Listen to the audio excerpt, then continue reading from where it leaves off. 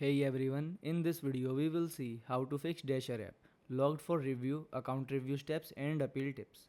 Fix 1 is wait for the security review. Keep the Dasher app installed, then wait for the review to finish. DoorDash says most reviews are completed within 24 hours. Then check the app and your email for updates.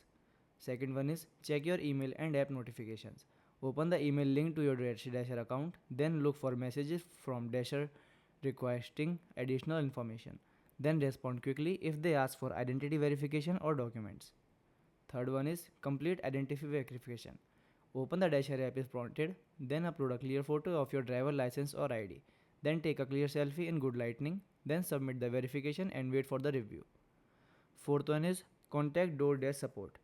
Wait at least 24 hours after the account was logged, then contact DoorDash support if you haven't received any update. Then ask for the status of your account review. Thanks for watching.